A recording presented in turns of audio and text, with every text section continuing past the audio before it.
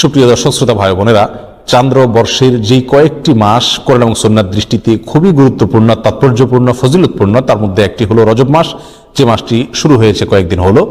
আবার একই সঙ্গে আমাদের মুসলমানদের সমাজে ইসলামের নামে বানোয়াট, ভিত্তিহীন এবং ভুয়া যেসব আমল প্রচলিত আছে এবং কুসংস্কার, বেদাত প্রচলিত আছে যে মাসগুলোতে সবচেয়ে বেশি, তার ভেতরে একটিও হলো এই রজব মাস। যার কারণে একজন মুসলমানকে এই রজব মাসের তাৎপর্য, গুরুত্ব এবং করণীয়, পাশাপাশি এই মাস উপলক্ষে কুসংস্কার এবং বর্জনীয় বিষয়গুলো জানা অত্যন্ত গুরুত্বপূর্ণ। রজব মাসের ফজিলত এবং তাৎপর্যের একটি মাত্র পয়েন্ট এবং বিষয় আছে, তা হলো এই মাসের সম্মানিত 4 মাসের একটি।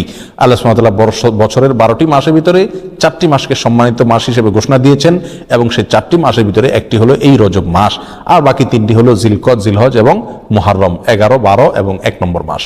আর এই চতুর্থ সম্মানিত মাস হলো রজব মাস। বিধায় সম্মানিত মাস উপলক্ষে এই মাসের মর্যাদা রয়েছে। সম্মানিত মাস উপলক্ষে যুদ্ধ বিগ্রহ করা যায় না, এই মাসেও তাই করা যাবে না। সম্মানিত মাস উপলক্ষে আল্লাহ বলেছেন ফালা তাজলিমু ফিহিন্না আনফুসাকুম, নিজের প্রতি অবিচার করা যাবে না। বিধায় গুনাহ খাতা ইত্যাদি করা যাবে না, পাপাচার ইত্যাদি অন্য মাসের চাইতে এই মাসে না করার ব্যাপারে বেশি সচেতন এবং সাবধান থাকতে হবে। এটি একটি গুরুত্বপূর্ণ দিক এই মাসের। এর বাইরে রজব মাসের ফজিলত এবং মর্যাদাকে কেন্দ্র করে কোরআন এবং সুন্নাহ বিশুদ্ধ সূত্রে একটি হাদিসও বর্ণিত হয় নাই। বিধায় একটি মাত্র মর্যাদার দিক হলো এই মাসের সম্মানিত মাসের একটি মাস। এই মাসকে কেন্দ্র করে যে সমস্ত ভুল ধারণা বা কুসংস্কার আমাদের সমাজে প্রচলিত আছে এবং সমাজে ছেয়ে আছে, তার ভিতরে প্রধান এবং সবচেয়ে বড় কুসংস্কারের বিষয় হলো অনেকেই মনে করেন রজব মাসটি হলো মেরাজের মাস এবং এই মাসের 27 তারিখে রাসূল আকরাম সাল্লাল্লাহু আলাইহি ওয়াসাল্লামের মেরাজ হয়েছে, এই ধারণা অনেক মুসলমানরা রাখেন এবং অনেকের ভিতরে এটা বদ্ধমূল আছে। শুধু তাই নয়, আমাদের সমাজে রজব মাসের চাঁদ উঠলে পত্রপত্রিকাতে, মিডিয়াতে দেখবেন যে সেখানে সংবাদের শিরোনাম করা হয় এভাবে যে পবিত্র রজব মাসের চাঁদ দেখা গিয়েছে, অতএব অমুক তারিখে শবে মেরাজ, অর্থাৎ সেই হিসাবে 27 তারিখ হয় অমুক তারিখ আর সেদিন শবে মেরাজ, অর্থাৎ রজব মাস মানেই হলো মেরাজের মাস। এই মাসের মূল প্রতিপাদ্য বিষয় হলো মেরাজ, যার কারণে এই মাসের অনেক ফজিলত এবং অনেক গুরুত্ব এবং মর্যাদা আছে বলে অনেকে মনে করে থাকেন, অথচ এর সাথে কোরআন এবং সুন্নাহর ন্যূনতম কোনো সম্পর্ক নাই। হাদিস শাস্ত্রের ইতিহাসে সবচেয়ে বড় মাপের হাদিস বিশারদদের একজন হলেন হাফেজ ইবনে হাজার আল আসকালানি রাহিমাহুল্লাহ। হাফেজ ইবনে হাজার আসকালানি রাহিমাহুল্লাহর নাম জানেন না অথবা তার ইলম থেকে উপকৃত হননি এমন একজন আলেমও সারা পৃথিবীতে খুঁজে পাওয়া কঠিন হবে। সেই হাফেজ ইবনে হাজার আল আসকালানি রাহিমাহুল্লাহ বলেছেন যে ওয়াদাকারা বাজুল কুসা আছে, কোন কাহিনী রিসাইটার, কোন গল্পবাজ বক্তা তারা মানুষদেরকে বলে, বা গল্পবাজ লেখক তারা মানুষদেরকে জানায় যে নবী ইসলামের মেরাজের ঘটনা নাকি রজব মাসে হয়েছে এবং রজব মাসের 27 তারিখে হয়েছে। তিনি বলেন যে ওয়াদালিকা কিজবুন, আর এটা মিথ্যাচার। নবী আলাইহিসসালামের নামে তিনি রজব মাসের 27 তারিখে তার মেরাজ হয়েছে এরকম কোনো গ্রহণযোগ্য বর্ণনা পাওয়া যায় না। নবী আলাইহিসসালামের মেরাজ হয়েছে এটি ঠিক, এবং ইসরা হয়েছে সেটি কোরআন দ্বারা প্রমাণিত, বিদায় সেটাকে অস্বীকার করলে ইমানই থাকবে না, সেটি আরেক বিষয়। কিন্তু রজব মাসে হয়েছে এবং রজব মাসের 27 তারিখে হয়েছে, এর কোনো ভিত্তি, গ্রহণযোগ্য কোনো ভিত্তি কোরআন অথবা সহিহ সুন্নাহর কোথাও পাওয়া যায় না। নবী আলাইহিস সালামের মেরাজটা ঠিক কোন মাসে হয়েছে, কোন দিনে হয়েছে, কোন সময় হয়েছে, এই প্রসঙ্গে ইমাম ইবনে তাইমিয়া রাহিমাহুল্লাহ বলেছেন যে বিশুদ্ধ কোনো বর্ণনা দ্বারা কোনো মাসের কথা নিশ্চিতভাবে জানা যায় না, কোনো দিনের কথা জানা যায় না, কোনো সময়ের কথা, তারিখের কথা জানা যায় না যে অমুক তারিখে, অমুক দিনে, অমুক মাসে নবী সাল্লাল্লাহু মেরাজ হয়েছে। মেরাজ হয়েছে এটি নিশ্চিত, কিন্তু তার তারিখটা সংরক্ষিত নয় এবং এ বিষয়ে যতগুলো বর্ণনা পাওয়া যায় তার কোনোটি গ্রহণযোগ্য নয়। বিধায় এই মাসকে মেরাজের মাস এবং এই মাসের 27 তারিখে শবে মেরাজ এর রাত মনে করে সে রাতে বিশেষ কোনো আমল করা, এই রাতকে বিশেষ কোনো পদ্ধতিতে উদযাপন করা, এটি হলো রজব মাসের সবচেয়ে বড় বিদআত, যার সঙ্গে ইসলামী শরিয়ার কোনো সম্পর্ক নাই। সম্মানিত ভাই বন্ধুগণ, আমরা সেই আমলটাই করব সওয়াবের উদ্দেশ্যে, যে আমলটি কোরআনে অথবা নবী আলাইহিস সালামের হাদিসে বর্ণিত হয়েছে। এর বাইরে কোনো কিছু যদি আমরা করি সেটার নাম বিদআত হবে। বিধায় রজব মাসকে কেন্দ্র করে এই মেরাজ উদযাপন করা, শবে মেরাজ উদযাপন করা, এগুলো সবগুলো বিদআত হবে, এগুলো সবগুলো পরিত্যাজ্য হবে। আল্লাহ তাআলা আমাদেরকে বুঝার তৌফিক দান করুন। সম্মানিত ভাইয়েরা, যদি আমরা ধরেও নেই যে রজব মাসেই এবং রজব মাসের 27 তারিখে নবী আলাইহিস সালামের মেরাজ হয়েছে, তারপরও একটা কথা থেকে যায়, তা হলো নবী আলাইহিস সালামের মেরাজ হয়েছে মক্কায় এবং মক্কার শুরুর দিকে। তিনি এই মেরাজের ঘটনার পরে মক্কায় দীর্ঘদিন ছিলেন, মদিনায় দীর্ঘদিন ছিলেন, তার মৃত্যুর পরে তার সাহাবায়ে কেরাম দীর্ঘদিন ছিলেন। এই দীর্ঘ ইতিহাসের কখনো সাহাবায়ে কেরামের কেউ অথবা নবী আলাইহিস সালাম স্বয়ং নিজে কখনো এই মেরাজ উপলক্ষে কোনো প্রকার আমল, রাত্রি যাপন, দিনে রোজা বা কোনোভাবে এটাকে উদযাপন করা, আলোচনা পর্যালোচনা করা বা এই ধরনের কোনো কর্মসূচি তিনি দিয়েছেন বা পালন করেছেন, এরকম কোনো কথা কোনো হাদিস থেকে পাওয়া যায় না বিশুদ্ধভাবে। অতএব এই আমলটি আমরা যারা করে থাকি রজব মাসকে কেন্দ্র করে শবে মেরাজের উদযাপনের আমল, এটি সম্পূর্ণভাবে বিদআত এবং পরিত্যাজ্য। আল্লাহ সুবহানাহু ওয়া তাআলা আমাদেরকে বুঝার তৌফিক দান করুন। এর সাথে ইসলামের শরিয়ার কোনো প্রকার সম্পর্ক নাই। রজব মাসকে কেন্দ্র করে দ্বিতীয় যে আমলটি প্রচলিত আছে আমাদের সমাজে, সেটা হলো সালাতুর রাগায়েব। এই আমলটিরও কোনো গ্রহণযোগ্য ভিত্তি কোরআন সহিহ সুন্নাহয় পাওয়া যায় না। এই আমলটি বিদআত এবং কুসংস্কারের অন্তর্ভুক্ত। অনেকেই বর্ণনা করে থাকে একটা হাদিসটি বর্ণনা করেছেন আনাস রাদিয়াল্লাহু তাআলা আনহু, যে রাসূল আকরাম সাল্লাল্লাহু আলাইহি ওয়াসাল্লাম নাকি বলেছেন যে কোনো ব্যক্তি যদি রজব মাসের প্রথম বৃহস্পতিবার দিবাগত রাতে 12 রাকাত নামাজ পড়ে, নফল নামাজ, এবং সেটা মাগরিব এশার মাঝখানে 2 রাকাত করে পড়ে, প্রথম রাকাতে সূরা ফাতিহা, এরপরে 3 বার সূরা ইন্না আনজালনা ফি লাইলাতুল কদর, এরপরে 10 বার সূরা কুল হুয়াল্লাহ, সিজদাতে বিশেষ সংখ্যক তাসবিহ এবং এরপরে বিশেষ সংখ্যক দুরূদ রাসূলের প্রতি, এগুলো যদি কেউ করে তার জীবনের সব গুনাহ মাফ করে দেওয়া হবে ইত্যাদি ইত্যাদি। এটাকে সালাতুর রাগায়েব বলা হয়। প্রিয় বন্ধুগণ, এই সালাতুর রাগায়েব সম্পর্কিত এই যে হাদিসটি পেশ করা হয়ে থাকে, এটি নবী আলাইহিস সালামের কোনো হাদিসের কিতাব থেকে খুঁজে পাওয়া যায় না। এই সম্পর্কে মুহাদ্দিসিনে কেরাম একেবারে সুস্পষ্ট মন্তব্য করেছেন যে এটি জাল এবং ভিত্তিহীন।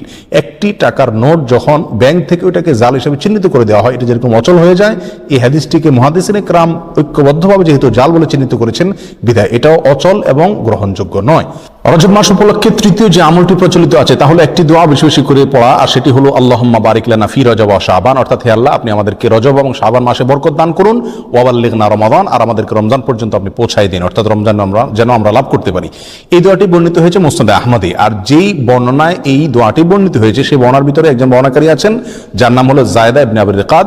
এই বর্ণনাকারী সম্পর্কে ইমাম বুখারী রাহিমাহুল্লাহ বলেছেন যে মুনকারুল হাদিস, তার হাদিস গ্রহণযোগ্য নয়। আর ইমাম নাসাই রাহিমাহুল্লাহ বলেছেন যে তাকে আমি চিনি না। অন্য এক কিতাবে তিনি বলেছেন সে মুনকারুল হাদিস, এবং ইবনে হিব্বান রাহিমাহুল্লাহ তার সম্পর্কে মন্তব্য করেছেন যে এই লোকের বর্ণিত কোনো হাদিস গ্রহণযোগ্য নয়। অতএব সমস্ত মন্তব্যের ভিত্তিতে এই হাদিসকেও বলা যায় এটি বিশুদ্ধ নয়। তবে যেহেতু এই দোয়ার অর্থের ভিতরে কোনো মন্দ দিক নেই, খারাপ দিক নেই, অতএব কেউ এটাকে সাধারণভাবে যদি পড়ে তাতে তেমন কোনো দোষণীয় বিষয় এটাকে বলা যাবে না। কিন্তু এটাকে নবী আলাইহিস সালামের দিকে সম্বন্ধ করা এটা বিশুদ্ধ নয়। চতুর্থত যে আমলটি রজবকে কেন্দ্র করে প্রচলিত, সেটা হলো এই মাস উপলক্ষে বিশেষ কোনো পশু জবাই করাকে অনেকে সওয়াব মনে করেন।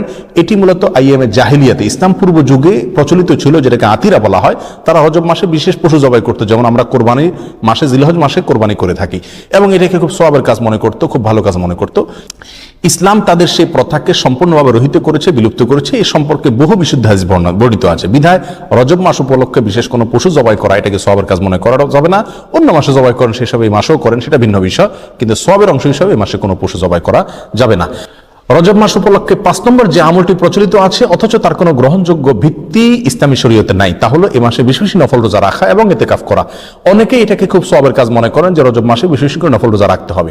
আর মজার বিষয় হলো বহু হাদিস বর্ণিত আছে এই রজব মাসে নফল রোজা রাখার বিষয়, তার একটিও বিশুদ্ধতার মানদণ্ডে উত্তীর্ণ নয়। একটি মাত্র হাদিস পাওয়া যায় সুনানে আবু দাউদের ভিতরে। এক লোক নবী আলাইহিস সালামের কাছে আসছেন, তার সঙ্গে 1 বছর পরে দেখা করছেন। নবী আলাইহিস সালামকে বললেন, ইয়া রাসূলুল্লাহ, আপনি আমাকে চিনতে পারেননি, আমি তো অমুক। তখন তিনি বললেন, তুমি তো সে মনে হচ্ছে না, অর্থাৎ চেহারা পরিবর্তন হয়ে গেছে তোমার, তুমি এরকম পরিবর্তিত কিভাবে হলে? তখন তিনি বললেন, ইয়া রাসূলুল্লাহ, এই 1 বছরে আমি কখনো দিনের বেলায় খাবার খাইনি, অর্থাৎ আমি রোজা রেখেছি সারা বছর। তখন তিনি বললেন, তুমি নিজেকে এত কষ্ট কেন দিতে গেলে? লোকটি বলে, ইয়া রাসূলুল্লাহ, আমার অনেক শক্তি আছে, আপনি আমাকে নফল রোজার অনুমতি দিন, সুযোগ দিন। তখন নবী ইসলাম বিভিন্ন ফরম্যাটে তাকে রোজা রাখার জন্য বললেন। একটা পর্যায়ে সে বাড়াইতে আরো বাড়াইতে চাইলো, আরো বেশি রোজা রাখতে চাইলো। তখন নবী ইসলাম তাকে বললেন, তুমি সম্মানিত মাসে রাখিও, সম্মানিত মাস চলে গেলে ছেড়ে দিও রোজা, এভাবে করে রাখিও তুমি। অর্থাৎ এই হাদিস থেকে বোঝা যায় রজব মাস যেহেতু একটা সম্মানিত মাস, সেই হিসাবে এই মাসে রোজা রাখার কথা রাসূল সাল্লাল্লাহু আলাইহি ওয়াসাল্লাম তাকে বলেছেন। এই হাদিসে মূলত তাকে স্পেশালি বলা হয়েছে, এবং সম্মানিত মাস, এটা রজবের সাথে খাস নয়। বিধায় রজব মাসে নফল রোজার বিশেষ কোনো ফজিলত আছে এরকম মনে করাটা বিশুদ্ধ নয়। রজব মাসকে কেন্দ্র করে আরেকটি আমল প্রচলিত আছে, তা হলো উমরা বেশি বেশি করা। বিশেষ করে সৌদি আরবে প্রচলিত আছে, আর শিয়াদের ভিতরে এটা বেশি প্রচলিত আছে। শিয়ারা গোটা রজব মাসকে কেন্দ্র করেই অনেক আনুষ্ঠানিকতা করে থাকে, যার একটা প্রভাব আমাদের সমাজে পড়েছে। কারণ শিয়াদের অনেক প্রভাব এখন আমাদের সমাজে রয়ে গেছে, যার কারণে রজব মাসকে খুব বেশি ঘটা করে আমরা অনেকেই উদযাপন করে থাকি। তার ভিতরে একটি কাজ অনেকেই করে থাকেন, তা হলো বিশেষভাবে উমরা। মনে করেন যে রজব মাসে উমরা করলে বেশি সওয়াব হবে, এবং এটাকে উমরায়ে রজবিয়া বা রজব মাসের উমরা বলা হয়। অথচ এই সম্পর্কে নবী আলাইহিস সালাম থেকে বিশুদ্ধ কোনো হাদিস পাওয়া যায় না। একটি হাদিস আছে সহিহ বুখারীতে, আব্দুল্লাহ ইবনে ওমর রাদিয়াল্লাহু আনহু বর্ণনা করেছেন। তিনি বলেছেন নবী আলাইহিস সালাম 4টি উমরা করেছেন, এবং তার একটি ছিল রজব মাসে। তখন আম্মা জান আয়েশা রাদিয়াল্লাহু তাআলা আনহা তাকে খণ্ডন করে বলেছেন যে নবী আলাইহিস সালামের 4টি উমরার প্রত্যেকটি উমরায় তিনি সঙ্গে ছিলেন, তার কোনো ওমরা রজব মাসে ছিল না। অতএব সহিহ বুখারীর এই সুস্পষ্ট হাদিস থেকেও বোঝা গেল রজব মাসে ওমরা করার বিশেষ কোনো ফজিলত নেই। অন্য মাসে কেউ ওমরা করে সেই হিসাবে এই মাসেও করতে পারে, যেমনিভাবে রজব মাসে রোজারও বিশেষ কোনো ফজিলত নেই, কিন্তু অন্য মাসে কেউ 13, 14, 15 চাঁদের এই তারিখগুলোতে অথবা সোম-বৃহস্পতিবার রোজা রাখে, সেই হিসাবে কেউ রোজা যদি রাখে এটা ভিন্ন কথা, কিন্তু রজব হিসাবে যদি কেউ রাখে তাহলে সেটা বিদআত হবে। রজব মাসকে কেন্দ্র করে অনেক জাল এবং ভিত্তিহীন হাদিসে বর্ণিত হয়েছে। তার ভিতরে একটি হলো রজব আল্লাহর মাস, শাবান রাসূলের মাস, আর রমজান হলো তার উম্মতের মাস। এরকম একটা হাদিস অনেকে বর্ণনা করে থাকেন। এই হাদিসকে হাফেজ ইবনে হাজার আসকালানি রাহিমাহুল্লাহ বলেছেন, এই হাদিসে বর্ণনাকারীদের ভিতরে আবু বকর আন-নাক্কাশ নামে একজন বর্ণনাকারী আছেন, যে লোকটি মিথ্যুক এবং রাসূল সাল্লাল্লাহু আলাইহি ওয়াসাল্লামের নামে হাদিস বানানোর ক্ষেত্রে সে বিখ্যাত। আর তার সম্পর্কে অন্যান্য মুহাদ্দিসিন ইকরামের অনেকে আরো অনেক মন্তব্য করেছেন। তার ভিতরে ইমাম সৈয়দ রাহমাতুল্লাহ আলাইহি মুসনিদের ভিতরে ইমাম সানানি রাহিমাহুল্লাহ মুযআত নামক কিতাবে তার সম্পর্কে একই মন্তব্য প্রায় করেছেন। বিধায় এটিও জাল এবং ভিত্তিহীন হাদিস। অনেকে রজব মাস সম্পর্কে আরেকটা হাদিস বর্ণনা করে থাকেন, অনেক খুতবাতে, অনেক আলোচনাতে আমরা অনেক হয়তো শুনে থাকবো, যে কোরআনের মর্যাদা সকল জিকিরের মধ্যে যেরকম শ্রেষ্ঠ, এরকম সকল মাসের ভিতরে রজব মাসের মর্যাদা শ্রেষ্ঠ। এই হাদিস যারা বর্ণনা করে থাকেন, এই হাদিস প্রসঙ্গে হাফেজ ইবনে হাজার আসকালানি রাহিমাহুল্লাহ এবং অন্যান্য হাদিস বিশারদ, বিশেষ করে জাল হাদিস বিশেষজ্ঞ উলামা ইকরামের অনেকেই বলেছেন যে হাদিসে বর্ণনাকারীর ভিতরে সিক্তি নামে একজন বর্ণনাকারী আছেন, আর এই বর্ণনাকারী, এই লোকটি জাল হাদিসের বিখ্যাত বর্ণনাকারী, অর্থাৎ রাসূল সাল্লাল্লাহু আলাইহি ওয়াসাল্লামের নামে মিথ্যা হাদিস বর্ণনা করার ক্ষেত্রে তার বিশাল খ্যাতি রয়েছে। এ সম্পর্কে রিজাল শাস্ত্রে একেবারে চিহ্নিত এই লোক, যার কারণে এই বর্ণনাটাও ভিত্তিহীন, জাল এবং বানোয়াট, ভুয়া রাসূল সাল্লাল্লাহু আলাইহি ওয়াসাল্লামের নামে মিথ্যা হাদিস। রজব মাস সম্পর্কে আরেকটি জাল বা ভিত্তিহীন হাদিস আছে, তা হলো রজব মাসে যে ব্যক্তি 3টি রোজা রাখবে আল্লাহ তাআলা তার আমলনামায় 1 মাস রোজার সওয়াব দিবেন, আর যে ব্যক্তি 7টি রোজা রাখবে আল্লাহ তাআলা তার জন্য জাহান্নামের 7টা দরজা বন্ধ করে দিবেন। এরকম একটা হাদিস অনেকে বর্ণনা করে থাকেন, এবং এই হাদিসকে জাল হাদিস সমগ্রের যত বই আছে, জাল হাদিসের কালেকশনের যত বই আছে, তার সমস্ত কিতাবেই এই হাদিসটি স্থান পেয়েছে। ইবনুল জাওজি রাহিমাহুল্লাহ আল মাওজুআত কিতাবে, সৈয়দ রাহমাতুল্লাহ আল মুসনাদ কিতাবে, শাওকানি রাহিমাহুল্লাহ ফাওয়াইদুল মুজমুআ কিতাবে এবং তাবয়িনুল আজাব কিতাবে, ইবনে হাজার আসকালানি রাহিমাহুল্লাহ, এভাবে সমস্ত প্রায় জাল হাদিসের যে কিতাবগুলো আছে সেগুলোতে এই হাদিসটা স্থান পাইছে, অর্থাৎ এই হাদিসটি জাল এবং ভিত্তিহীন। এভাবে রজব মাসকে কেন্দ্র করে আরো অনেক জাল, ভুয়া এবং ভিত্তিহীন হাদিস আমাদের সমাজে প্রচলিত আছে। তার ভিতরে আরেকটা হলো, যে ব্যক্তি রজব মাসে রোজা রাখবে এবং 4 রাকাত নামাজ পড়বে, আল্লাহ সুবহানাহু ওয়া তাআলা জান্নাতে তার জন্য যে আসন রেখেছেন, তার যে মাকাম হবে, সেটা না দেখে তার মৃত্যু হবে না, অর্থাৎ দেখে তারপর মৃত্যু হবে। এই হাদিসটাও জাল এবং ভিত্তিহীন, বানোয়াট। এর সঙ্গে ইসলামী শরীয়তের কোনো সম্পর্ক নাই। ইমাম শাওকানি রাহিমাহুল্লাহ আল ফাওয়াইদুল মুজমুআ কিতাবে হাদিসকে জাল বলে চিহ্নিত করেছেন। ইবনুল কাইয়িম আল জাওজিয়্যী রাহিমাহুল্লাহ আল মাওজুআত কিতাবে এটাকে জাল বলে চিহ্নিত করেছেন, এবং অন্যান্য কিতাবও চিহ্নিত হয়েছে। বিধায় এটাও জাল এবং ভিত্তিহীন। সম্মানিত ভাই বন্ধুগণ, রজবকে কেন্দ্র করে আরো একটি ভুয়া আমল ইদানিং আমাদের সমাজে প্রচলিত বেশ কয়েক বছর থেকে দেখা যায়, এবং সামাজিক যোগাযোগের মাধ্যমে খুব বেশি প্রচলিত দেখা যায়। তা হলো, অনেকে বলে থাকেন, অনেকে মেসেজ পাঠিয়ে থাকেন, ইনবক্স করে থাকেন যে রমজান অমুক তারিখে হবে, এই সংবাদ যদি আপনি এতজন লোককে দেন তাহলে আপনার জন্য জান্নাত ওয়াজিব হবে, ইত্যাদি ইত্যাদি। এটি আমাদের মূর্খতার একটা বড় প্রমাণ। আমরা কোরআন সুন্নাহ থেকে যে কত দূরে সরে গেছি, যে কোনো কথা, মুখরোচক কথা শুনলে আমরা এটাকে গিলে খাচ্ছি ইসলামের নামে, এটার একটা বড় প্রমাণ হলো এই ঘটনাকে আমরা অনেকেই খুব গুরুত্বের সাথে দেখি, এবং এই মেসেজকে আমরা অনেকে চালাচালি করে থাকি। প্রিয় বন্ধুগণ, রমজানের সংবাদ কাউকে দিলে তার জন্য কোনো ফজিলতের কথা, কোনো মর্যাদার কথা কোরআন সুন্নাহর কোথাও বলা হয়নি। যারা এই মেসেজকে প্রচার করেন তারা আল্লাহ এবং তার রাসূলের নামে মিথ্যাচার করছেন, আর যারা মিথ্যাচার করছেন নবী সাল্লাল্লাহু আলাইহি ওয়াসাল্লাম বলছেন তাদের ঠিকানা জাহান্নাম।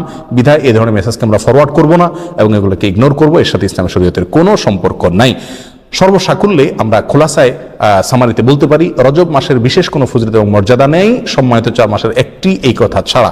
এ মাস উপলক্ষে বিশেষ একটি আমলের কথাও কোরআন এবং সুন্নাহ বর্ণিত হয় নাই, এবং এ মাস উপলক্ষে বিশেষ কোনো রোজা, বিশেষ কোনো উমরা, বিশেষ পদ্ধতিতে সালাত, এমনকি বিশেষ যে আমলটি আমাদের সমাজে সবচেয়ে জলবায়ু প্রচলিত আছে, মেরাজের রাত্রি উদযাপন করা, সে রাত্রে জেগে ইবাদত করা, দিনে রোজা রাখা, এর একটি জিনিসও নবী আলাইহিস সালাম থেকে প্রমাণিত নয়।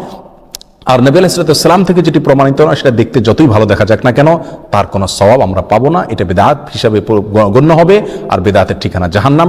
আমরা অনেকেই বলে থাকি যে মানুষ এমনি মসজিদে আসে না, নামাজে আসে না, এক উসিলা যদি শবে মেরাজ উপলক্ষে মসজিদে আসে, আপনারা বাধা দিয়ে মসজিদ থেকে বের করে লাভ কি? তারা তো গান গাচ্ছে না, হারাম কাজ করছে না। যে সমস্ত ভাইরা এটা বলেন, 2 কারণে তাদের সঙ্গে আমরা একমত হতে পারবো না। নাম্বার 1, বিদআত কাকে বলা হয়? ভালো কাজ, দেখতে ভালোই মনে হচ্ছে, কিন্তু কোরআন এবং সুন্নাহ এটা করতে বলা হয়নি, এটার নাম বিদআত, আর এই বিদআতের ঠিকানা জাহান্নাম। বিধায় এই কাজটি সেই সংজ্ঞার মানদণ্ডে বিদআতের ভিতরে অন্তর্ভুক্ত হবে। বিধায় এটা করলে সওয়াব হবে না, বরং গুনাহ হবে, যদিও দেখতে ভালো দেখা যাচ্ছে।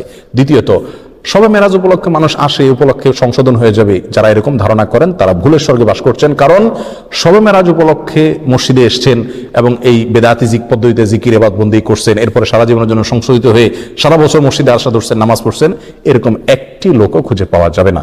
বিধায় এই বেদাত দিয়ে কোনোদিন মানুষের সংশোধন হবে না।